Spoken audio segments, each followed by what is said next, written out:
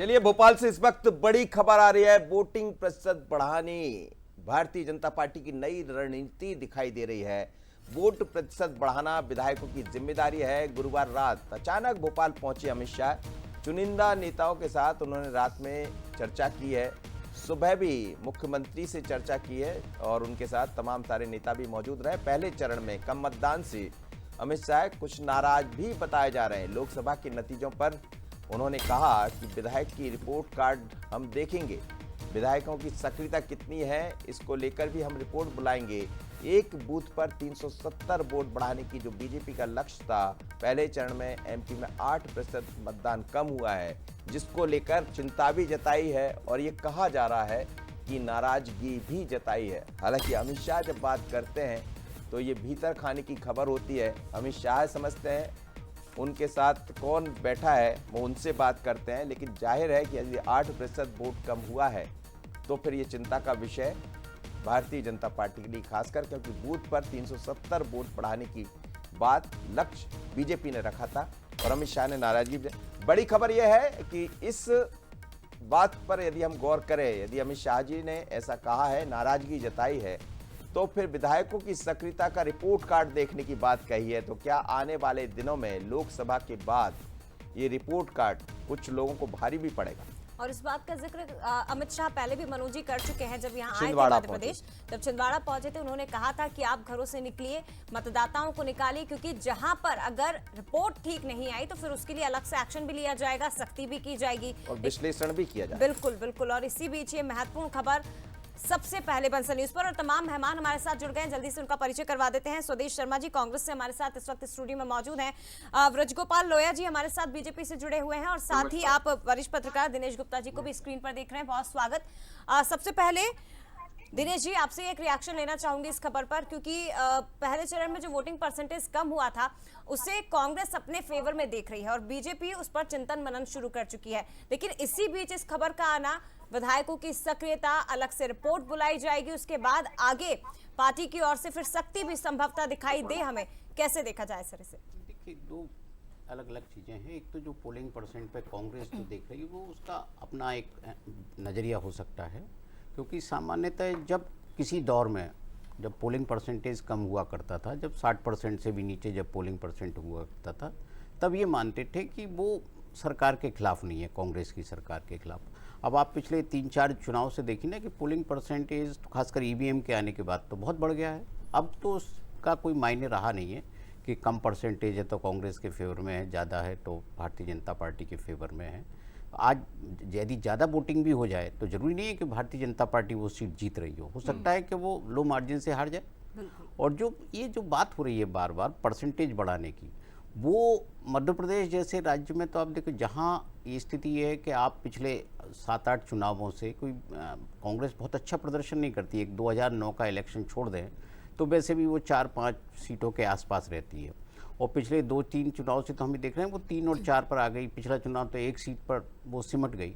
तो यहाँ कांग्रेस को करने के लिए बहुत कुछ नहीं है, लेकिन यहाँ से भाजपा ये चाहती है कि उसे वोट ज़्यादा मिले, उसको कम ज़्यादा परसेंटेज में वोट मिले, ताकि जब नेशनल लेवल पर आप परसेंटेज निकालें तो वो ऐसा ना हो कि 2019 में जैसे 33% पर पासिंग मार्क्स थे आपके और आपने सरकार बना ली, जो एक भाजपा को चुभता है। वो भले ही बहुमत के साथ है, बड़ी सीटें उसके पास है, लेकिन 33% तो 33% होता है। तो वो कहीं ना कहीं ये चाहती है कि ये परसेंटेज कम से कम ये तो रिफ्लेक्ट करे कि 50 के आसपास है, 50 से ऊपर है। वो कैसे हो सकता है? जहाँ उसका प्रभाव है, हिंदी बेल्ट जहाँ है, वहाँ जो है एक वोटिंग परसेंटेज बढ़ा के, अपना हार जीत का मार्जिन बढ़ा के वो इसको पूरा करना चाहती है। आप विधायकों को कहें कि परसेंटेज बढ़ाए, आपकी जिम्मेदारी, तो इलेक्शन बहुत दूर है। देखिए बहुत तब तक अभी तो ये कहने की बात है, इलेक्शन जब आएगा विधायक भी पता है कि उनको क्या करना रहता है उस वक्त। तो ये सब चीज़ें एक टैक्टिस है, जो मतलब विधायक कोई बच्चे तो होते नहीं है कि उनके लिए किसी प्रिंसिपल हेडमास्टर की डांट फटकार की ज़रूरत पड़े। उन्हें भी पता है कि उन्हें अपनी स्थिति के लिए क्या करना है, राजनीतिक समीकरण क्या है। तो सब भारतीय जनता पार्टी तो एक लाइन में चलने वाली पार्टी है ना, उसमें यदि ये डांट फटकार हो रही है तो हो सकता है कुछ और अंदर कुछ चल रहा हो, कुछ और बिल्कुल कुछ ये हो सकता है कि कुछ विधायक जैसे वोट प्रतिशत बढ़ाना खैर संगठन का काम होता है और वो उस पर काम भी, बिल्कुल आप ठीक कह रहे हैं। पर अब धीरे धीरे कर जया ये बात सच है कि वोट का प्रतिशत बढ़ा भी है जब से ईवीएम आई है, और उसके बाद बहुत ज़्यादा इसका कितना असर किसकी तरफ जाएगा, असर तो होगा लेकिन वो किसकी तरफ जाएगा ये तो ईवीएम खुलने के बाद ही समझ आएगा। स्वदेश शर्मा जी और लोया साहब भी हमारे साथ जुड़े हैं। स्वदेश जी, देखिए भारतीय जनता पार्टी में ये तो कहा जाता है कि यदि कहीं कुछ होता है तो वो उस पर विचार भी करती है, आगे भी बढ़ती है। यदि वोट का प्रतिशत कम हुआ तो ये बात अलग है कि उसका असर किस पर ज़्यादा पड़ेगा, लेकिन वो ये तो समझ रहे हैं कम हुआ है तो उसकी तरफ कदम बढ़ा रहे हैं। क्या आपको लगता है कि ये ज़रूरत कांग्रेस के भीतर भी होना चाहिए? देखिए, कांग्रेस के लोग तो ज्योतिषाचार्य नहीं है, मैं समझता हूँ। हो सकता है अमित शाह जी और भाजपा ज्योतिष समझते हो कि ज़्यादा परसेंट बढ़ेगा मतदान का तो उनके फेवर में आएगा। बयान तो आपके यहाँ से भी आया कि जो वोट प्रतिशत कम हुआ है वो हमारे लिए पॉजिटिव है जी। ये वही समझे, हमारा बयान सिर्फ आप पर निर्भर करता है। आपकी जो टीम हर चप्पे चप्पे पर जो काम कर रही है, उस टीम की जो रिपोर्ट आती है वो निश्चित रूप से आप हों, आपके साथी हों, सहयोगी हों, ढेर सारे लोग हों, सब तरह के विश्लेषक, जैसे अभी आप बैठे हैं हमारे बगल में विद्वान पत्रकार, ये भी विश्लेषण करते हैं, तो हम लोग उससे ही समझते हैं। और हमने समझा कि जब अभी जो 6 सीटों पर मध्य प्रदेश में चुनाव हुआ था उसमें निश्चित रूप से ड्योढ़ी ताकत से ज़्यादा कांग्रेस उभरी है और भाजपा पिछड़ी है। इसीलिए माननीय प्रधानमंत्री महोदय को मध्य प्रदेश में सबसे ज़्यादा दौरे, यहाँ तक रोड शो भी करने पड़ रहे हैं। और समझें कि माननीय प्रधानमंत्री महोदय का पहले बयान देते थे अब की बार 400 पार, अब वो बातें भूल गए हैं। अब सिर्फ उनका ध्यान कांग्रेस कांग्रेस कांग्रेस कांग्रेस का मैनिफेस्टो, जबकि कांग्रेस के मैनिफेस्टो में कहीं वो जेवर का जिक्र नहीं है, कहीं मंगलसूत्र का जिक्र नहीं है। अगर उसको पूरा पढ़ा जाए, 50 पेज का जो मैनिफेस्टो है, उस मैनिफेस्टो को पूरा पढ़ा जाए तो मैं समझता हूँ इतना क्रांतिकारी मैनिफेस्टो है कि जिससे जैसे 16 लाख करोड़ इन्होंने उद्योगपतियों का कर्जा माफ कर दिया। उस कर्जे को अगर मध्य प्रदेश की जनता नहीं, आपने एक महत्वपूर्ण बात कही, मंगलसूत्र का जो मुद्दा है वो तो खैर हम उस पर लगातार चर्चा कर ही रहे, लेकिन आपने एक बात की तरफ गौर कराया कि प्रधानमंत्री अब मंच से 400 पार की बात नहीं कह रहे। बैजन लोया जी, क्या ऐसा माना जाए कि अब वो 400 पार की बात नहीं कह रहे हैं? ये प्रथम दौर के मतदान के बाद ये बात आ गई उनके जहन में, ये नहीं कहना चाहिए, हालांकि मैंने कल कहीं कहते हुए उनको सुना था। नहीं मनोज जी, पहले तो मैं आपको ये बताऊं कि हमने न 400 पार की बात छोड़ी है, अब न कोई सी बात कभी नहीं छोड़ते हैं। आप लगातार देख रहे हैं माननीय मोदी जी या भारतीय जनता पार्टी का कहीं भी कार्यक्रम है उसमें आपको यही लिखा मिलेगा, अब की बार 400 पार। दूसरी बात, मैं वो कह रहे हैं लिखा तो मिल रहा है पर बका नहीं हो रहा, मतलब बोल नहीं पा रहे जी। लिख तो पहले स्वदेशी अभी एक बात कह रहे थे जी, कहिए पक्ष में मतदान है, ये तो सेकेंडरी मामला है। प्राथमिकता तो इसकी होनी चाहिए कि स्वस्थ लोकतंत्र के लिए अधिकतम मतदान की आवश्यकता है। अधिकतम मतदान हम किस तरह करवा सकें, इसकी अपील केवल भारतीय जनता पार्टी, उसके नेता माननीय प्रधानमंत्री जी और उसके कार्यकर्ता उसके लिए प्रयत्न कर रहे हैं। ये बड़ा दुर्भाग्य है कि यदि कोई विपक्ष या अन्य राजनीतिक दल ये मान ले कि कम मतदान से उसे फायदा होता है, तो ये थोड़ा सा मैं समझता हूं कि लोकतंत्र के बिल्कुल हित में नहीं है। और दूसरी बात, जो अभी एक कम मतदान की आप बात कर रहे हैं, तो आप पहले चरण के मतदान को देखेंगे कि किस तरह वहां चोरठ में कम मतदान हुआ, सिहावल में कम मतदान हुआ। यानी जहां से कांग्रेस का उम्मीदवार है वहां कम मतदान हुआ, जहां कांग्रेस के बड़े नेता विधायक है वहां कम मतदान हुआ। और भारतीय जनता पार्टी इस बात को सुनिश्चित करने का प्रयास कर रही है कि मतदान का प्रतिशत अधिकतम हो, पिछली बार से और ज्यादा हो। और एक बात और आपको इसमें कहना चाहूंगा, मतदान का प्रतिशत बढ़ने का एक और कारण है कि जो मतदाता सूचियां हैं उनका जो बार बार पुनरावलोकन हो रहा है और उसमें से जो गैर जरूरी नाम है वो हटाए जा रहे हैं, और जो मतदाता सूची है वो लगभग वास्तविक है, इसलिए भी मतदान का प्रतिशत बढ़ा है। और बढ़ा मतदान का प्रतिशत स्वस्थ लोकतंत्र का तो प्रमाण है ही। अब प्रश्न इस बात का है कि जो मुद्दे क्या होंगे। जो स्वदेश जी कह रहे थे कि हमने मंगलसूत्र का जिक्र तो नहीं किया है, बिल्कुल नहीं किया है। आप कहां करते हैं जिक्र? आपने 71 के घोषणा पत्र में कभी ये नहीं कहा था कि हम इमरजेंसी लगाएंगे। आपने अभी कर्नाटका के घोषणा पत्र में ये नहीं कहा था कि आप अल्पसंख्यक समुदाय खासतौर से मुस्लिमों को पूरा का पूरा समाजों को आप ओबीसी में दे देंगे। कहां कहा था आपने? आप कहते चलिए इस वक्त बड़ी खबर आ रही है लोया साहब, हम लौटेंगे आपकी तरफ। ये मुद्दा तो बड़ा है और लगातार गरमाया हुआ, लेकिन जया बड़ी खबर क्या है राजगढ़ से बता दीजिए। इस वक्त की बड़ी खबर राजगढ़ से, जिले में क्योंकि बारिश और तूफान हो रहा है और खास बात यह है कि यहाँ पर अमित शाह की सभा होनी है। ये महत्वपूर्ण खबर इस वक्त की आपको बता रहे हैं।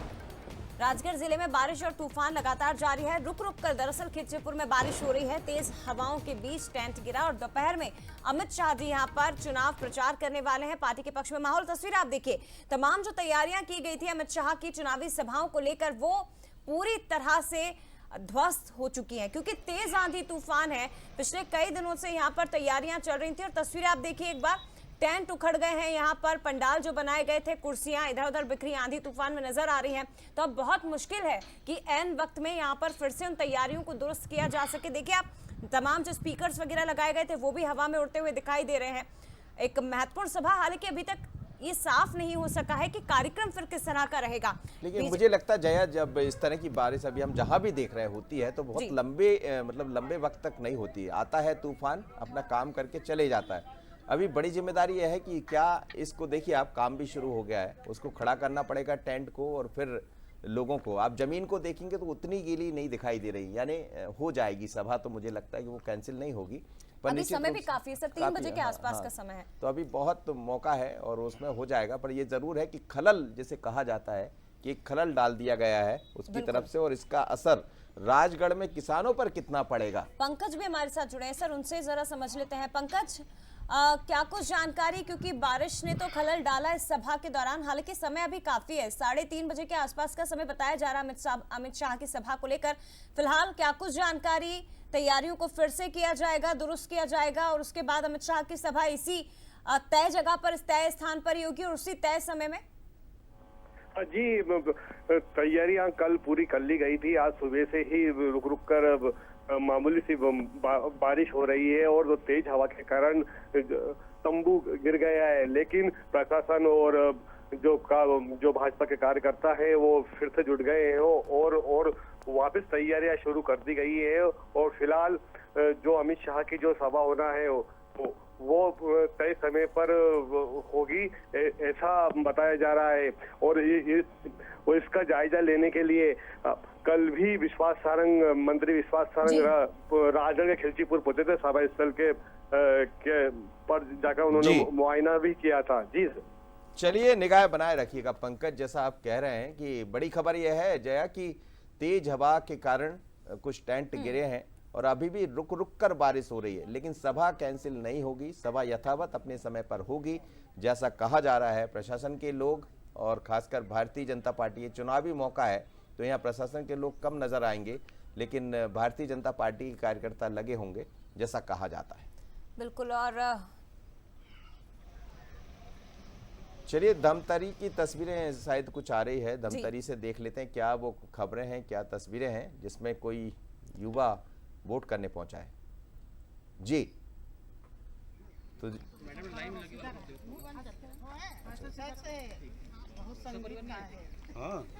तो ये तस्वीरें आप देख रहे हैं इस वक्त धमतरी से, दिव्यांग, विकलांग सभी पहुंच रहे हैं।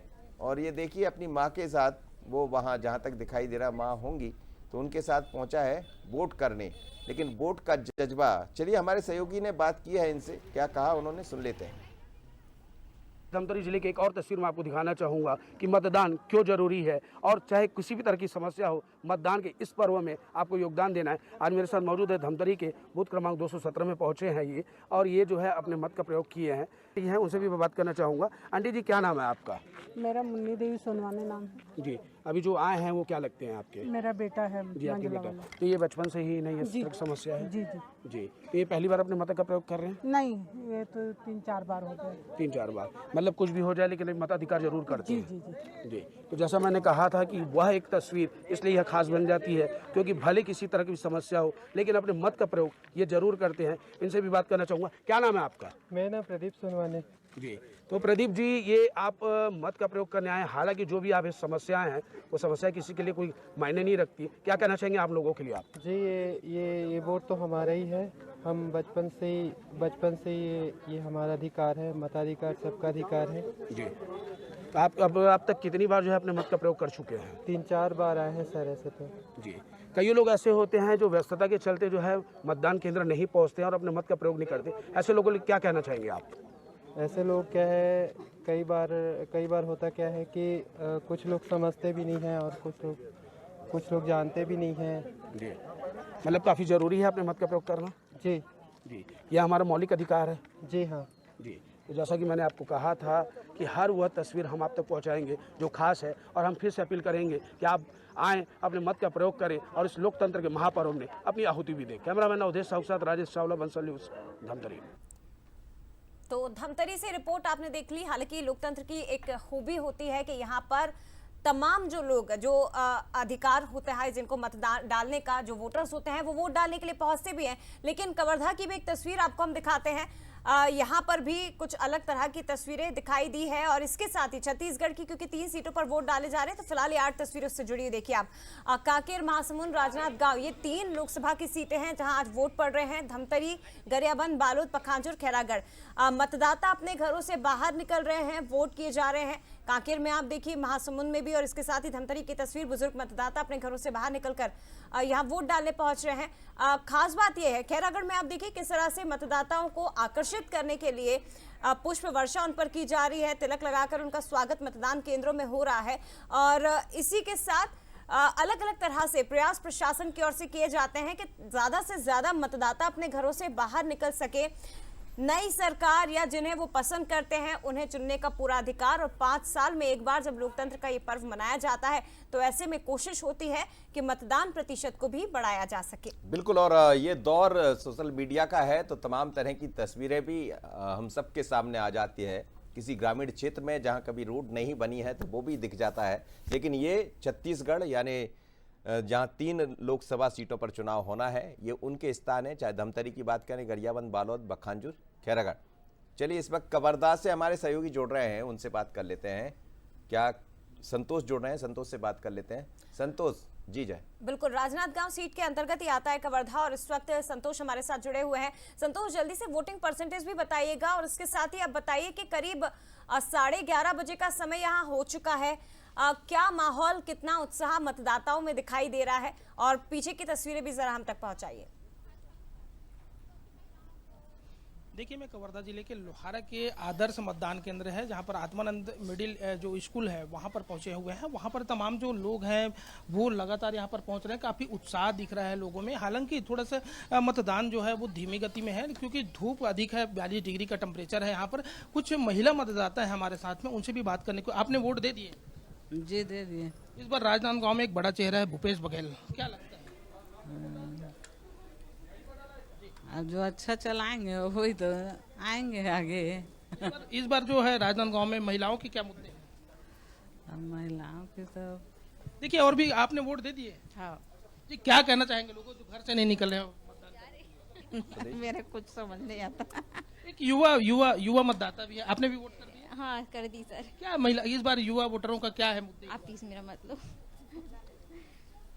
अलग अलग लोगों की प्रतिक्रियाएं हैं, कुछ और भी हमारे साथ में, उनसे भी जानने की कोशिश करेंगे। यहाँ पर देखिए जिस तरह से यहाँ पर कतार लगाए हुए जो लोग हैं अपनी बारी का इंतजार कर रहे हैं। लगातार यहाँ पर लोग जो है पहुंच रहे हैं, और इसी मतदान केंद्र में जो सांसद संतोष पांडे और जो प्रत्याशी हैं वो यहाँ पर थोड़ी देर में पहुंचेंगे और यहाँ पर अपने मताधिकार का प्रयोग करेंगे। काफी लोगों में उत्साह दिख रहा है, जो लोग हैं लगातार यहाँ पर पहुंच रहे हैं। हालांकि थोड़ा टेम्परेचर अधिक होने के कारण थोड़ी सी धीमी गति जरूर है, लेकिन जिस तरह से यहाँ पर लगातार लोगों में काफी उत्साह है। एक महिला वोटर भी है, आपने वोट दे दिए? जी जी, इस बार जो है काफी वोट करने के लिए बड़ी संख्या में महिलाएं पहुंच रही, क्या वजह है?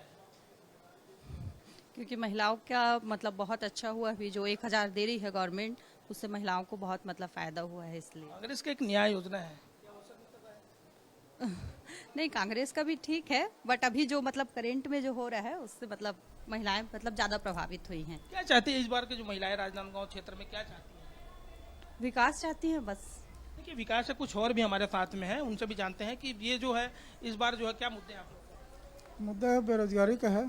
युवा वर्ग जो है दोनों गवर्नमेंट से ज़्यादा लाभ नहीं हो पाया है। बेरोजगार आज भी बेरोजगार हैं, उनके लिए दोनों पार्टी से भी कुछ नहीं हो पा रहा है। उम्मीद उन लोग दोनों पार्टियों को है कि बेरोजगारों को कुछ करे होगा। युवा है आप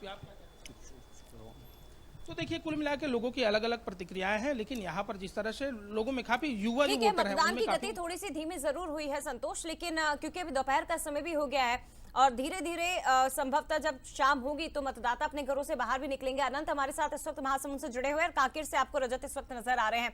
अनंत, जरा तस्वीरें पीछे की दिखाइए, कितना उत्साह, क्योंकि आपके पीछे तो मैं इस वक्त लंबी कतार देख पा रही हूँ जिस मतदान केंद्र पर आप खड़े हुए हैं।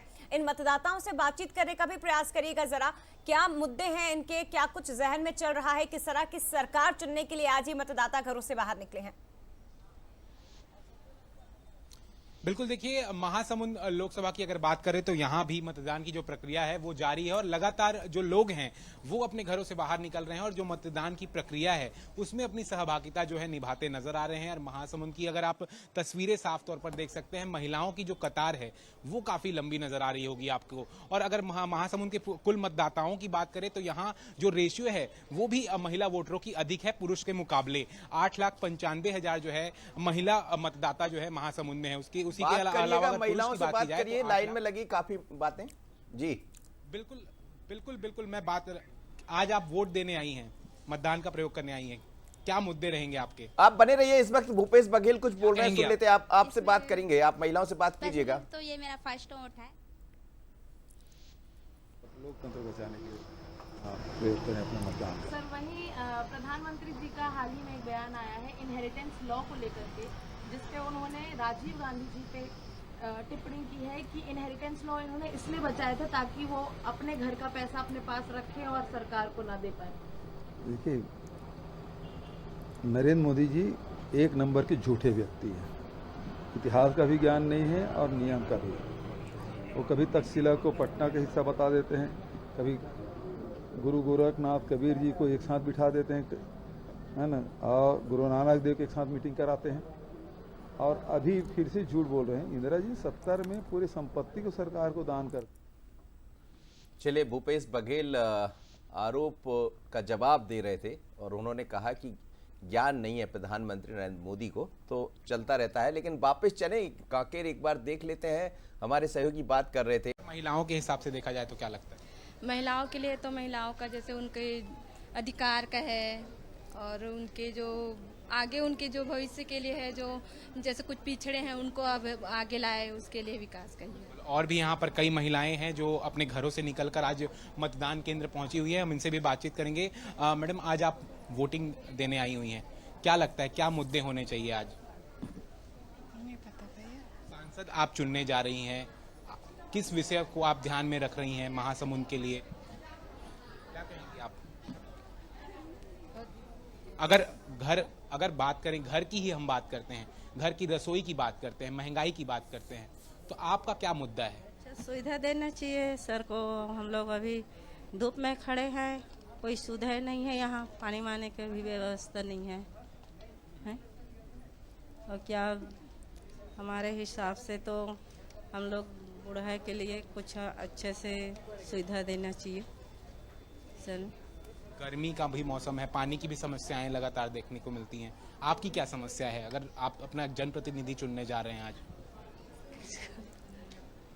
अब हम लोग तो विधवा हैं हमारे। चलिए ठीक है, आप बातचीत जारी रखिए। अनंत, हमारे साथ इस वक्त कांकेर से रजत भी जुड़े हुए हैं। रजत, कांकेर सीट की बात करें तो देखिए, मूलभूत सुविधाएं और नक्सलवाद सबसे बड़ी समस्या।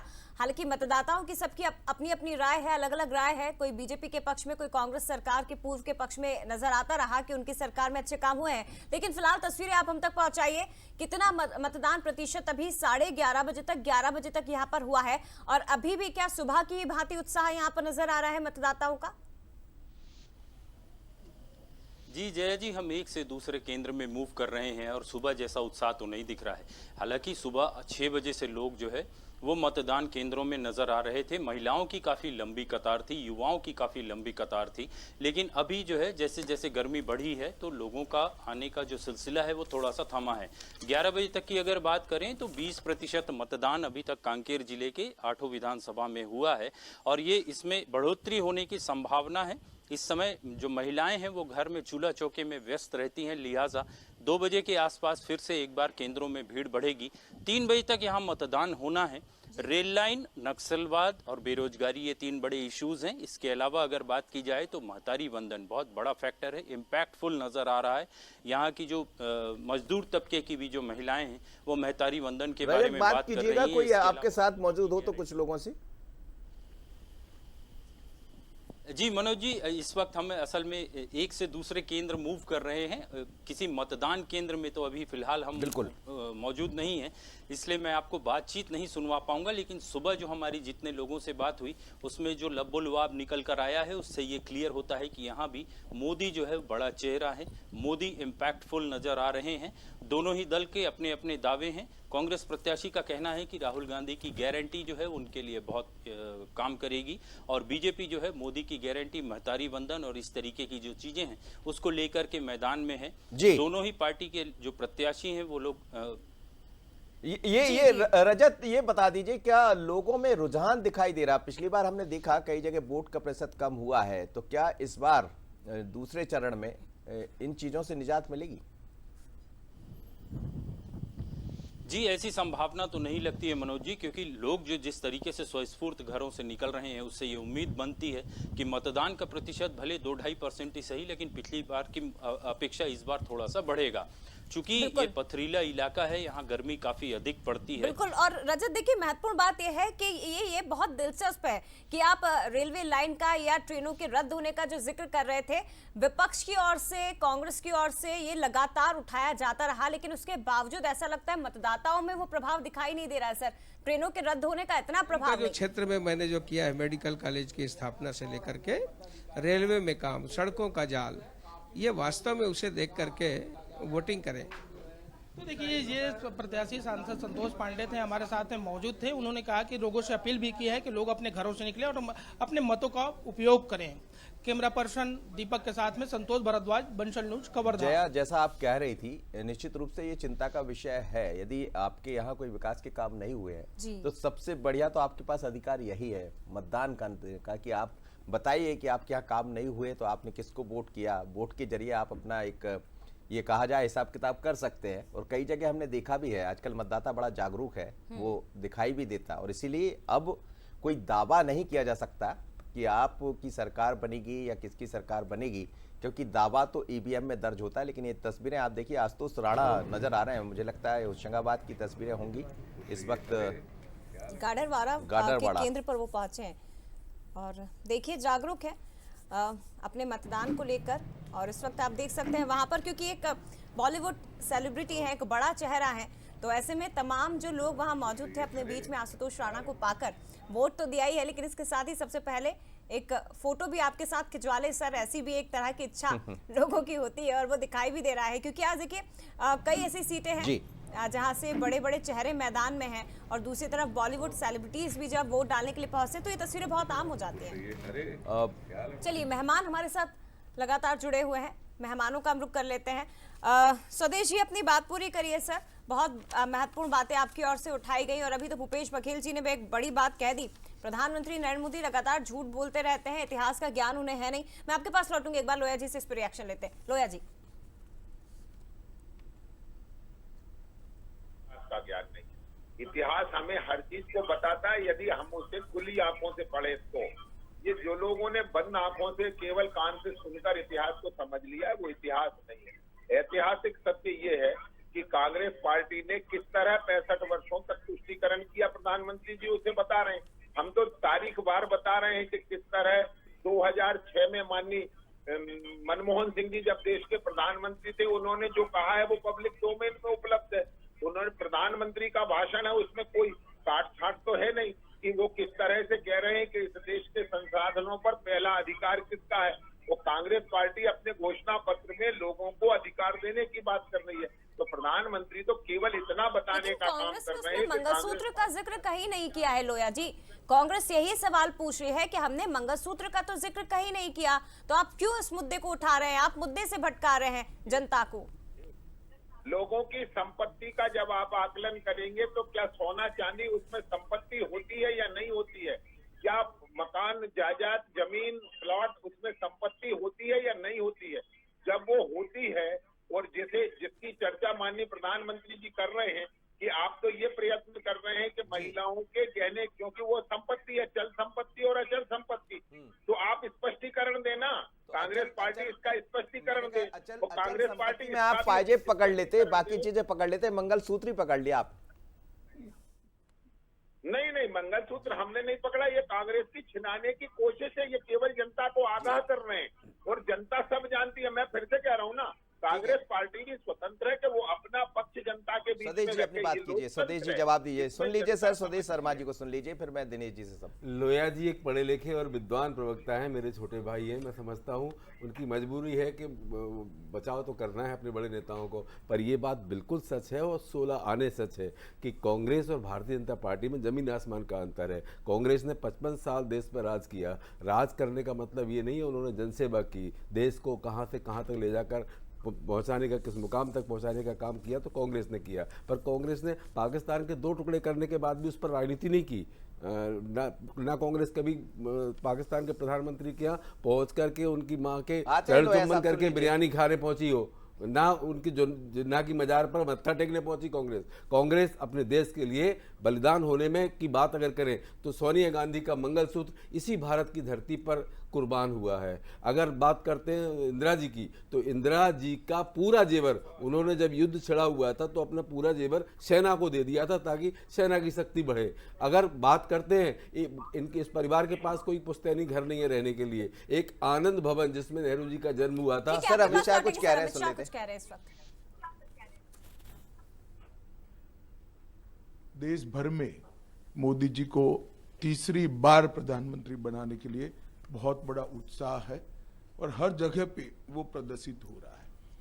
कांग्रेस के घोषणा पत्र आने के बाद भारतीय जनता पार्टी के प्रति लोगों का रुझान और बढ़ा है, क्योंकि कांग्रेस ने अपने घोषणा पत्र में अपीसमेंट की उनकी पुरानी आदत को फिर से एक बार रिपीट किया है। कांग्रेस के घोषणा पत्र में पर्सनल लॉ को हम आगे बढ़ाएंगे ये बात की है। मैं राहुल गांधी जी को पूछना चाहता हूं, पर्सनल लॉ को आप आगे बढ़ाएंगे तो क्या ये देश अब शरिया के आधार पर चलेगा? किस प्रकार का पंथ निरपेक्ष संविधान आप इस देश में चाहते हैं? हमारा संविधान पंथ निरपेक्ष है। देश के कानून धर्म के आधार पर नहीं बन सकते। भारतीय जनता पार्टी ने अपने घोषणा पत्र में स्पष्टता के साथ कहा है, हम यूनिफॉर्म सिविल कोड को लाएंगे, सभी पंथ मजहब के लोगों के लिए एक ही कानून होगा। हमने ट्रिपल तलाक समाप्त किया है, यूसीसी की शुरुआत की है, उसको हम आगे बढ़ाएंगे। राहुल गांधी जी पर्सनल लॉ की बात करते हैं, वो देश को खंड खंड तोड़ने की बात है और शरिया के आधार पर क्या ये देश चलेगा? किसी एक धर्म के कानून के आधार पर ये देश नहीं चल सकता। ये देश में पर्सनल लॉ नहीं चल सकते। ये भारतीय जनता पार्टी का फर्म बिलीफ है। मोदी जी ने जो गरीब कल्याण के काम किए हैं उसके कारण गरीबों में मतदान का बहुत उत्साह है। दलित, आदिवासी, पिछड़ा समाज और गांव के गरीब, सभी वर्ग के गरीब बहुत उत्साह के साथ मोदी जी के लिए वोटिंग कर रहे हैं और मुझे पूरा भरोसा है कि हम तीसरी बार देश के प्रधानमंत्री के रूप में 1 तारीख के बाद नरेंद्र मोदी को देखेंगे। ये सब भारतीय जनता पार्टी के कार्यकर्ता और करोड़ों देशवासियों की भावना है। चलिए, भोपाल में बोल रहे थे अमित शाह, भोपाल में मौजूद है और अब थोड़ी देर बाद वो यहां से रवाना होने वाले हैं राजगढ़ के लिए, जहां पर उनकी सभा होना है। आज गुना, शिवपुरी में भी सभा होना है, अशोकनगर में सभा होना है और इसके बाद ये समझ आएगा कि आखिर सभा के जरिए क्या वो यही बातें कहेंगे। लेकिन एक बड़ा मुद्दा फिर से राहुल गांधी की नई बात उन्होंने लेकर आ गए। पर्सनल लॉ वोट की बात उन्होंने कह दी है। पर्सनल लॉ की बात क्यों कर रहे हैं राहुल गांधी, क्या बढ़ना चाहते हैं? दिनेश जी मेरे साथ जुड़े हैं। दिनेश जी, बाकी बहुत सारे मुद्दे हैं। कांग्रेस भी चुनाव के ठीक पहले, मैं ये नहीं कहूंगा कि इन सब मुद्दों को नहीं उठाना चाहिए, लेकिन क्या चुनाव के पहले इस तरह के बयान जो सामने आ जाते जिससे भारतीय जनता पार्टी को बोलने का मौका मिल जाता, जिसमें बीजेपी माहिर मानी जाती, क्या एक चूक कर बैठती है? नहीं, कोई चूक नहीं है। ये राजनीतिक स्ट्रेटजी है, आपके देखने का नजरिया है कि आप किस तरह से उसको देख रहे हैं। ये कोई पहली बार सामने आ रहा है कि कांग्रेस की पॉलिसी क्या है, कांग्रेस किस तरह से सियासत करती है, या उसने जो है किस वर्ग के आधार पर क्या किया हुआ है। बहुत सारी चीज़ें सबको पता है। ये बार बार आप एक ही मुद्दे पर, पोलराइजेशन पॉलिटिक्स पर आप जब जाते हैं तो इसलिए ये सारी चीज़ें आ जाती हैं बाहर। अब देखिए, यूसीसी आपका मुद्दा है ना, आपके मुद्दे पर तो कांग्रेस खेलेगी नहीं। कांग्रेस का अपना मुद्दा है। और पर्सनल लॉ की जब बात होती है, केवल मुस्लिम नहीं होता उसमें। देखिए, कि बहुत सारे जो पर्सनल ट्राइबल्स को लेके भी बहुत सारी बात हुई हमारे देश में कि ट्राइबल्स के अपने रीति रिवाज हैं, उनकी अपनी एक परंपरा है, उसका क्या होगा। ये सारी चीज़ें नहीं होती तो 370 के साथ साथ इस चुनाव के पहले यूसीसी भी आ गया होता। ये यूसीसी को भारतीय जनता पार्टी आगे क्यों ले जाना चाहती है? इसीलिए ले जाना चाहती है कि ये मामला इतना सामान्य होता तो शायद वो इसको भी कर देती। 370 से ज़्यादा इसको गंभीर वो मानती होगी कि इस पर अभी और विचार मंथन की ज़रूरत है, इसलिए वो जा रही है। लेकिन चूंकि हमको पोलराइजेशन पॉलिटिक्स पर जाना, और वो भी कहाँ, आपको जो हिंदी बेल्ट के जो राज्य हैं उसको उसमें पोलराइजेशन करना है आपको। और ये आज की बात नहीं, आप बताइए ये लगातार जो है पहले दौर के मतदान के बाद सिर्फ यही पोलराइजेशन पॉलिटिक्स की बात क्यों कर रहे हैं जी? 10 साल बाद जब सरकार में बैठे लोग इस तरह की बात करते हैं तो लगता है कि शायद उनके पास कोई उपलब्धि नहीं। कुछ दिनों तक तो हमने देखा था कि राम मंदिर पर बहुत सारी बात हुई, राम मंदिर के आमंत्रण पर बात हुई, अचानक राम मंदिर का मामला छोड़ के भारतीय जनता पार्टी किसी और मुद्दे पर आ गई। तो कहीं ना कहीं ये है कि उनको जो बेटर रिजल्ट कैसे मिलेगा, जो चाहिए उनको, जो उनका टारगेट है, तो भारतीय जनता पार्टी अपने टारगेट के साथ है, कांग्रेस अपने टारगेट के साथ है, और वोटर का जो टारगेट है वो आपको रिजल्ट में देखेगा। अच्छा सर, इसे ऐसे भी देखें क्या, क्योंकि एक तरफ कांग्रेस की ओर से इस तरह से बीजेपी को घेरा जा रहा है, इस तरह से घेरा जा रहा है कि अगर बीजेपी सरकार में आती है तो संविधान परिवर्तित कर देगी, इसलिए 400 पार की बात कही जा रही है। और इसके जवाब में बीजेपी ये कह रही है कि आपकी संपत्ति को ही अपने पास रख लिया जाएगा, उसे जब्त कर लिया जाएगा। इस मुद्दे पर घेरा जा रहा है। सर, सवाल मेरा यही रहेगा, लेकिन एक बार सबसे पहले वोटिंग परसेंटेज जरा दर्शकों को जल्दी से बता देते हैं, उसके बाद मैं आपके पास लौटूंगी। 6 चरणों की सीटों पर मतदान जारी है। 11 बजे तक वोटिंग परसेंटेज देख लीजिए आप, 28.15, 26.84%। दमोह का वोटिंग परसेंटेज इस वक्त का आपको बता रहे हैं। दमोह में 26.84% मतदान अभी सुबह 11 बजे तक हुआ है। इधर नर्मदापुरम में 32.40% वोटिंग हुई है। अगली सीट खजुराहो की है। खजुराहो में 28.14% मतदान हुआ। रीवा में 24.46% वोटिंग अभी तक हुई है। तो ये अलग अलग स्थानों का वोटिंग परसेंटेज। और सतना में 30.32%, टीकमगढ़ में 26.96% मतदान 11 बजे तक हो चुका है। और छत्तीसगढ़ की बात कर लेते हैं तो यहाँ भी 11 बजे तक 35.47% वोटिंग हुई है। कांकेर में 39.38 यानी 38% वोटिंग हुई है। महासमुंद में 34.43%, 43% वोटिंग हुई है। राजनांदगांव की बात करते हैं तो 32.99% वोटिंग हुई है। लेकिन सीधे हम चलते हैं, इस वक्त बात कर लेते हैं नर्मदापुर की, जहां रंजना मौजूद है। और नर्मदापुर से क्या तस्वीरें आ रही, क्योंकि अभी जिन 6 स्थानों पर हम देख रहे हैं रंजना, उसमें सबसे ज्यादा जो प्रतिशत दिखाई दे रहा है 32 के लगभग 32 कुछ, तो वो होशंगाबाद में यानी नर्मदापुर में ही दिखाई दे रहा। तो यहाँ क्या मतदाताओं में काफी उत्साह है?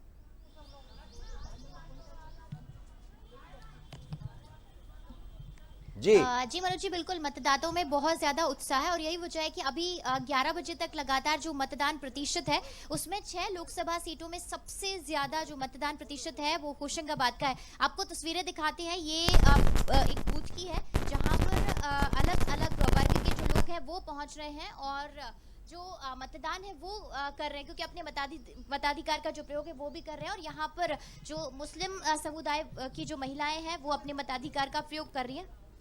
इन्हीं से बात करने की कोशिश करेंगे।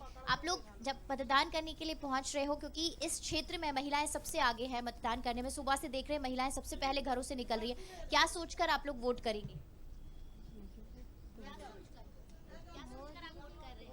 हमें क्या मालूम, प्रत्याशी को देखकर, क्या देखकर? आपको कुछ नहीं मालूम, हमें तो। आप बताइए, आपको क्या सोचकर आप वोट कर रही हैं? यही, हम तो यही सोच के डाल रहे हैं, वैसे ही वोट डाल दे रहे हैं। विकास को लेकर या फिर रोजगार मिल रहा है, एजुकेशन अच्छी हो रही है, नहीं हो रही है, सब कुछ ध्यान में नहीं है आपके? मिल रही है ना, रोजगारी मिल रही है ना। हाँ। अभी होशंगाबाद में क्या विकास चाहती हो आप? क्या बात ये महिलाएं तो सिर्फ जागरूक है, इसलिए अपने मताधिकार का प्रयोग करने के लिए पहुंच रही हैं। लेकिन होशंगाबाद क्षेत्र की अगर बात की जाए तो महिलाएं बढ़ चढ़। चलिए, आपका माइक कुछ गड़बड़ कर रहा है, वापस लौटेंगे आपकी तरफ। लेकिन जो महिलाएं आप देखिए, आज भी जया कितनी जिम्मेदार है नागरिक, वोट करने पहुंचे, निश्चित रूप से बड़ी जिम्मेदारी निभा रहे हैं। लेकिन क्यों, ये स्पष्ट अभी भी स्पष्ट नहीं है। तो हमें लगता है और जागरूक करने की जरूरत पड़ेगी और समझने की जरूरत पड़ेगी लेकिन ये तस्वीरें दिखाई दे रही थी। सीधे चल देते सतना। सतना में इस वक्त सुनील बघेल जी हमारे वरिष्ठ सहयोगी मौजूद हैं, उनसे बात कर लेते हैं। सुनील जी, इस वक्त सतना में कहा, पिछली बार जब आपसे बात हो रही थी तो कुछ बड़ी अच्छी तस्वीरें आपने दिखाई थी। एक सज्जन थे, उन्होंने बड़ी अच्छी बात कही कि मैं हिंदुस्तानी हूं। अभी क्या है आपके पास नया? मनोज जी, अभी क्या हुआ है कि जब से हम बंद कर दीजिए जी जी हम सब लोग सुबह से करीब 6 बजे से सारे पत्रकारों का दल अलग अलग क्षेत्रों में निकल गया था। कोई नागौद क्षेत्र में था, कोई मैहर क्षेत्र में था। तो सतना में एक मीटिंग पॉइंट है, वहां पर धीरे धीरे करके दोपहर में एक बार पत्रकार इकट्ठे होते हैं। तो इस वक्त हमारे साथ हमारे साथी खुद बंसल न्यूज से हैं, प्रशांत सिंह, ये नागौद से निकले हैं। वहां भी कुछ जगहों पे मशीनें खराब होने की बात आई है वहां करीब, और मतदान वहां भी अपेक्षाकृत धीमा है, पर फिर भी दूसरी जगह के मुकाबले ठीक है। क्या हालात है अभी नागौद क्षेत्र में? मतदान 3 जगह ईवीएम खराब हुई थी, जिसमें 2 ईवीएम नागौद में खराब हुई थी, उनको तो सुधार लिया गया था। लेकिन एक ईवीएम जो रैगांव विधानसभा क्षेत्र में आती है, वो लगभग 11 बजे अभी स्टार्ट हुआ है मतदान। तो वहाँ मतदान का प्रतिशत काफी कम है, लाइनें लगी हैं और गर्मी अत्यधिक है। तो अभी जो मतदान हो सकता है जल्द से जल्द, इसके बाद दोपहर के समय मतदान घटेगा। अभी तक 30% मतदान हुआ है जी, 30% मतदान हो चुका है। और इस बार कुछ तापमान बहुत ज्यादा है, लेकिन मतदान का तापमान कैसा है हमारे फील्ड के साथी शुक्ला जी से जानना चाहेंगे। बताएंगे सर कि क्या माहौल है? देखिए, मतदान पर तापमान का असर तो है, लेकिन ये जब भी चुनाव लोकसभा का होता है इसी मौसम में होता है, हमेशा ही गर्मी रहती है। इस बार अभी शुरुआती दौर में जब एक तरीके से मान लिया जाए सुबह 7 बजे से 9 बजे तक जो मतदान का प्रतिशत था वो 13.5% के आसपास था। अब जब 9 बजे के बाद तापमान बढ़ा है तो मतदान का प्रतिशत भी बढ़ा है। अब वो मतदान 30.32% तक पहुंच गया है। 30% तक सतना में, मतलब नर्मदापुरम के आसपास ही मतदान पहुंच गया है। लेकिन यहाँ एक और बात हम थोड़ा सा समीकरण भी समझना चाहेंगे। समझ लीजिए कि किन क्षेत्रों में थोड़ा सा तुलना ज्यादा मतदान हो रहा है और क्या फैक्टर है जो इन मुद्दों को प्रभावित कर रहे हैं चुनाव को? देखिए, मतदान पूरे 7 विधानसभा क्षेत्रों में लगभग बराबर स्थिति में चल रहा है। अभी तक 30.17% महिलाओं ने और 30.45% पुरुषों ने मतदान किया है। यहाँ अपेक्षाकृत माना जाता है, विधानसभा चुनाव में भी ये स्थिति देखने को मिली थी कि महिलाओं का मतदान प्रतिशत ज्यादा था। इस बार अभी महिलाएं, क्या लाडली बहना का असर कुछ कम हो रहा है? अब लाडली बहना का असर, इसको अगर अब कम मान भी लिया जाए तो आज एक तो लगन का सीजन है, शादी ब्याह का मौसम है। गाँव में अभी कुछ लोगों के यहाँ खेती किसानी का काम भी जी। मनोज जी, एक बहुत इम्पोर्टेंट बात मैं बता दूं कि 26 तारीख को भी बहुत सारी लगन है, आसपास शादियां बहुत हैं। और जब मैं रीवा में अभी जनार्दन मिश्रा जी से भी बात कर रहा था पिछले उसमें, तो उन्होंने भी ऑफ द रिकॉर्ड कहा कि हमारी सबसे बड़ी चिंता जो इस समय है मतदान का प्रतिशत है। आप किन क्षेत्रों का दौरा करके आए हैं? आप रैगांव क्षेत्र का करके आए हैं, और रैगांव में पहले बहुजन समाज पार्टी भी रहा है। फिर वहां पर जो यादवेंद्र सिंह कांग्रेस के नेता हैं, वो उनका भी प्रभाव क्षेत्र रहा है नागौद के साथ साथ। वो पहले कांग्रेस से टिकट नहीं मिलने पर बसपा में गए और बसपा से अब भाजपा में आ गए हैं। और गणेश सिंह के लिए एक बड़ी उम्मीद बनकर के उभरे हैं, क्योंकि नागेंद्र सिंह जो नागौद के लगातार विधायक रहे हैं, वो अपनी ज्यादा उम्र होने के कारण प्रचार नहीं कर पा रहे हैं। लेकिन यादवेंद्र सिंह और उनके बेटे का क्या असर देखा आपने क्षेत्र में? क्या भाजपा में आने का कोई सकारात्मक असर दिख रहा है? अभी तो ऐसा असर है, लगातार वो लोग क्षेत्र का दौरा कर रहे हैं और क्षेत्र में लगातार मेहनत भी कर रहे हैं। मगर कहीं ना कहीं अभी जो मतदाता है, मतदाताओं की चुप्पी का जवाब कोई नहीं, स्पष्टीकरण नहीं आ पा रहा है कि वो किस हो जा रहा है। बशर्ते जो मुद्दे हैं वो विपरीत दिशा में जा रहे हैं। और रैगांव काफी पिछड़ा क्षेत्र है, तो अभी कुछ स्पष्ट कहा नहीं जा सकता कि मतदान। बागरी जी वहाँ से मंत्री रहे। हाँ, बागरी जी मंत्री हैं, प्रतिमा बागरी। चलिए सुनील जी, आप बने रहिएगा मेरे साथ। इस वक्त सीधे खजुराहो चलना चाहिए। खजुराहो भी बड़ी महत्वपूर्ण सीट है, जहां राजनगर से हमारे सहयोगी सूरज जुड़ रहे हैं। सूरज से बात कर लेते हैं। सूरज, क्या तस्वीरें आपके पास है? आज बड़ा मुद्दा देखने को मिला, मंगलसूत्र को लेकर बीटी शर्मा ने जो बात कही, पहली बार प्रियंका गांधी के बयान पर बयान देखने को मिला और बड़ा बयान था अपने आप में। लेकिन अब क्या तस्वीरें आपके सामने हैं? कितना प्रतिशत वहां का वोट दिखाई दे रहा है खजुराहो का? बिल्कुल मोदी जी, करीब 28% से ज्यादा जो वोटिंग परसेंट है वो खजुराहो का हो चुका है और धीरे धीरे बढ़ता भी जा रहा है। जैसे धूप बढ़ रही है, हालांकि सुबह के समय ज्यादा लोग पहुंचे थे और कुछ लोग भी हैं उनसे मतदान करके आए हैं, उनसे हम बात भी करेंगे। खासतौर से एक महिला नजर आ रही है। आपने वोट कर दिया? जी हाँ। क्या क्षेत्र के मुद्दे हैं और किस चीज को ध्यान में रखते हुए आपने वोट किया इस बार? सबसे ज़्यादा गरीबी है, बेरोजगारी है, महंगाई कितनी है, इस वजह से। क्या चाहते हैं कि आपके क्षेत्र का सांसद कैसा हो, कि कौन सी चीजें हैं जो अच्छी हों, चाहे आप महंगाई की बात कर रहे हैं या विकास पे। खासतौर से नरेंद्र मोदी लगातार कह रहे हैं कि हमने 10 साल तक विकास किया है, क्या लगता है विकास हुआ है? हाँ, उनने किया है ना, काफी कुछ किया हम लोग के लिए, सबके लिए किया उनने। जो 10 साल में नहीं हुआ वो हुआ है, जो पहले नहीं हुआ। पिछले कई सालों में नहीं हुआ, प्रधानमंत्री नरेंद्र मोदी ने कर दिखाया। कौन सी ऐसी योजना है जो आपको अच्छी लगती है उनकी, खासतौर से महिला होने के नाते? हमें तो सीएम की अच्छी लगती है मामा की, कम से कम महिलाओं को ने हर चीज के लिए सुविधा दी है।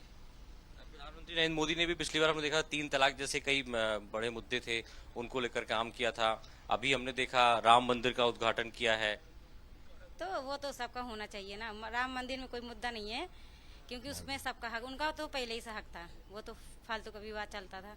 आप भी खुश है कि हाँ ठीक है? ठीक, अच्छा है, मोदी अच्छे कर रहे हैं ठीक है ना। ये अल्पसंख्यक महिला खासतौर से कह रही है कि राम मंदिर सबका है और बहुत अच्छा काम किया। और देखिए राम मंदिर की बात हुई तो एक भाई साहब भी हैं, राम नाम का दुपट्टा लेकर वोट डालकर भी आए हैं। वोट डाल दिया था जी।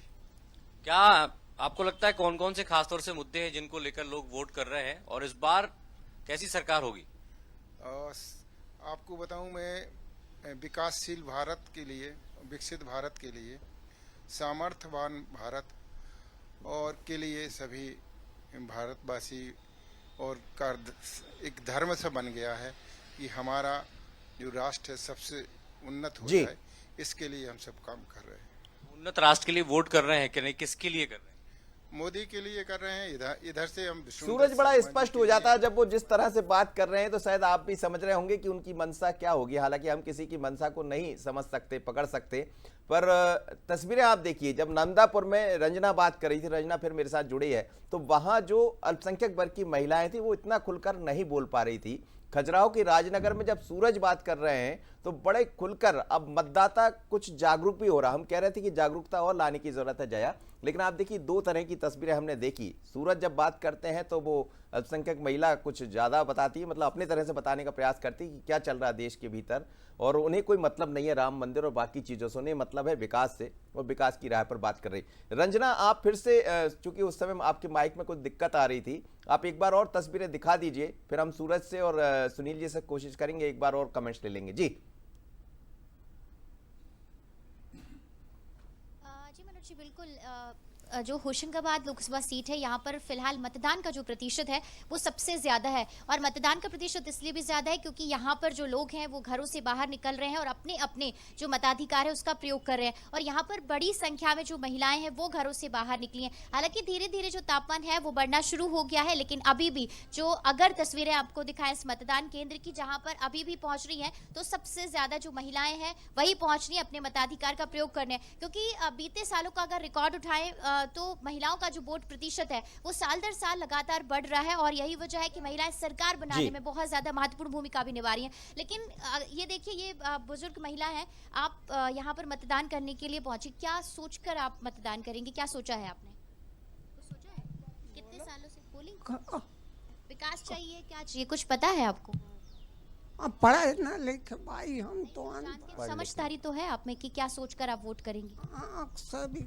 आप बताइए, आप लोग यहाँ की महिलाएं उतना बोल नहीं पा रही हैं जितना लग रहा है, जितना वो अवेयरनेस दिखा रही है मतदान करने में, लेकिन मुद्दों को लेकर मुझे लग रहा है जागरूकता की कमी है। क्या आप लोग समझ नहीं पा रहे कि क्या सोचकर वोट करेंगे? मुद्दों को क्या चाहती है आप इस क्षेत्र में? चलिए रंजना, आप बात कीजिएगा, लौटेंगे जब आपकी तरफ तो फिर नई कुछ बातें करेंगे। लेकिन मैं ये चाहूंगा कि नर्मदा के तट पर भी जरूर पहुंचिएगा, और नर्मदा वहां जब बहती है तो वहां की तस्वीरें कुछ और दिखाई देती है, और वहां से तस्वीरें भी बड़ी अच्छी मिलेंगी और लोग भी बता पाएंगे, क्योंकि एक बूथ नहीं, वहां कई बूथ के लोग आपको मिल जाएंगे। ये एक बूथ की आप बात कर रही थी। सुनील जी, फिर मैं लौटूंगा, अभी समय इजाजत नहीं दे रहा है। सूरज आपके पास भी लौटेंगे, लेकिन वापस लौटेंगे जया स्टूडियो की तरफ, क्योंकि मेहमान हमारे साथ मौजूद है, समय बहुत कम है। तो क्या कह रहे हैं, एक बार मेहमानों से रिएक्शन ले लेते हैं। दिनेश जी, आप देख रहे हैं तस्वीरें बड़ी तेजी से बदली है, कुछ मतदाता बड़े जागरूक हुए हैं, वो अपने तरह से अपनी बात रखते हैं, और कुछ मतदाताओं को जागरूक होने की जरूरत है। यही तो भारत की तस्वीर है ना, कि अभी भी आप देखिए कि मुद्दों को लेके जो है, वो लोग अभी भी जो वोट करते हैं वो मुद्दों पर नहीं करते, अपने उनके जो मुद्दे होते हैं, चाहे शिक्षा का हो, स्वास्थ्य का हो, उन पर कोई बात नहीं करता। जो तय कर दिया, गांव ने तय कर दिया, घर के लोगों ने तय कर दिया, वो वोट डालाते हैं। अन्यथा आप देखिए कि क्या आप विधानसभा चुनाव, नगरीय चुनाव, कोई भी चुनाव हो, हर जगह कुछ ना कुछ चीज़ें होती हैं जो वोटर चाहता है और हमेशा उनकी शिकायत करता है। लेकिन जब वो वोट करने जाता है तो फिर जो हमारे देश की स्थिति है, जहाँ कभी आप जाति पर वोट करते हैं तो कभी दूसरे मुद्दों पर, इसलिए आप देखिए जो महिलाएं वोट करने जा रही हैं, वो नर्मदापुरम में हमने देखा कि उसमें बहुत ज़्यादा लोग रिएक्शन नहीं था, लेकिन कुछ है जो खजुराहो वगैरह का जो हमने तस्वीर देखी, वो एक अलग तरह की तस्वीर, तो मिक्स रहता है। कुछ लोग को पता है कि हमें ये क्यों वोट करना है और किसको वोट करना है, कुछ झिझक भी होती है। अभी हमारे यहाँ उतना ग्रामीण इलाकों में जाओगे तो जो हम तो शहर से जाते हैं, जब किसी से ग्रामीण महिला से बात करेंगे तो वो शायद उन चीज़ों को नहीं समझ पाती, जो हम पूछ रहे हैं वो बता नहीं पाती, लेकिन जनरल बातचीत में वो गांव में तो उनकी बातचीत होती है, कैमरे के सामने शायद उनको संकोच होता हो। बिल्कुल, और खास बात ये भी है मनोज जी कि क्योंकि जिन मुद्दों को बीजेपी और कांग्रेस उठाने की कोशिश नेशनल लेवल पर कर रही है, मंगलसूत्र का मुद्दा, आरक्षण का मुद्दा, उसकी पहुंच तो ग्रामीण इलाकों तक है ही नहीं। उनको क्या लेना देना पता ही नहीं है वहां पर क्या हो रहा है, कि कांग्रेस क्या बात कर रही है, मोदी जी मंच से क्या बोल रहे हैं, राहुल गांधी जी क्या बोल रहे हैं, कोई लेना देना नहीं है। वोट डालना अधिकार है, वोट डालने के लिए हम लोग पहुंच गए हैं। चाहते कि हमारी सड़क, बिजली, पानी, जो मुद्दे, मूल मुद्दे हैं, उन पर काम हो जाए, लेकिन दावे बहुत किए जाते हैं, वो होते नहीं है, और मुख्य मुद्दों से चुनाव कहीं और चला जाता है। बिल्कुल, और वो होता हुआ इस दूसरे चरण में तो कम से कम दिखाई दे रहा है, क्योंकि ये आरोप दोनों दलों की ओर से लगाए जा रहे हैं कि मुद्दों से भटकाने की राजनीति हो रही है। एक तरफ डर दिखाया जा रहा है कि अगर सत्ता में बीजेपी आ जाएगी तो संविधान को ही परिवर्तित कर दिया जाएगा, और दूसरी तरफ केंद्र की ओर से या प्रधानमंत्री की ओर से कहा जा रहा है कि अगर कांग्रेस सत्ता में आ गई तो आपके मंगलसूत्र तक छीन ले जाएंगे। हालांकि वो एक अलग विषय है, और चलिए चर्चा लगातार आगे भी जारी रहेगी। लेकिन एक छोटी प्रतिक्रिया मुझे लगता है ले लेना चाहिए चलते चलते, दोनों मेहमान मेरे साथ जुड़े, बीजेपी और कांग्रेस की। जी, क्या लग रहा है स्वदेश जी, क्या मुद्दों से अलग हटकर जो मुख्य मुद्दे होना चाहिए, आप भी दूसरे मुद्दों की तरफ चले जाते हैं जिनसे बहुत कुछ लेना देना नहीं है, भारतीय जनता पार्टी उस तरफ चली जाती है? देखिए, भारतीय जनता पार्टी जिस तरह की राजनीति कर रही है, निश्चित रूप से उस पर चर्चा होनी चाहिए, इसलिए हम लोग चले जाते हैं। सच बात यह है कि अगर आपने 16 लाख करोड़ रुपए का जो ऋण माफ किया उद्योगपतियों का, अगर वो उनका ना करते तो कम से कम 16 करोड़ लोगों को रोजगार मिल जाता, 1 लाख रुपए महीने का रोजगार मिल जाता उनको, लेकिन आपने नहीं किया। हर महिला के घर में 1 लाख रुपए प्रति वर्ष पहुंच जाता उसी पैसे से। अगर बात करें किसानों को, कम से कम MSP लागू होने के साथ साथ उनके कर्ज माफी भी हो जाती। जो स्टाइपेंड की बात हम कर रहे हैं युवा बेरोजगारों की, वो उसी पैसे से हो जाती। लेकिन माननीय प्रधानमंत्री महोदय पहले तो इवेंट करते रहे बहुत सारे, और इवेंट करते करते 400 पार 400 पार 400 पार, और जब उनको लगा पैसे, पहले फेज में हम 102 लोकसभा चुनाव सीटों पर चुनाव होगा, उसमें 50% लोया साहब जवाब दे दीजिए जल्दी से। नीचे आने लगे तो अब माननीय प्रधानमंत्री महोदय अपनी गरिमा गिरा दी और हिंदू मुस्लिम करने लगे, जो आचार संहिता के पहले पैरा में लिखा हुआ है कि कोई व्यक्ति आचार संहिता की कार्रवाई उसके ऊपर होनी चाहिए, कानूनी कार्रवाई होनी चाहिए, और माननीय प्रधानमंत्री बाज नहीं आ रहे। आज भी अमित शाह जी का चेहरा बना हुआ है। जानती है कि कब देश का चुनाव है, कब प्रदेश का चुनाव है, कब स्थानीय निकाय का चुनाव है, जनता बहुत बेहतर जानती है, और जिसका चुनाव होता है उसके मुद्दों पर जनता वोट देती है। आज चुनाव देश का है तो देश के मुद्दे पर वोट दे रही है, जब प्रदेश का था तो प्रदेश के मुद्दों पर वोट दी, और जब स्थानीय निकाय का था तो स्थानीय निकाय के मुद्दों पर दी। परंतु जब भी उन्होंने मतदान किया तो भारतीय जनता पार्टी को ही जिताया है, ये भी एक सत्य है। तो अभी भी 4 जून का इंतजार कर लेते हैं। फिलहाल शुक्रिया आपका लोया जी, माफ करिएगा समय इतनी इजाजत दे रहा है, और आपका भी बहुत धन्यवाद सुदेश जी। दिनेश जी, आपका भी बहुत शुक्रिया बंसल न्यूज के साथ।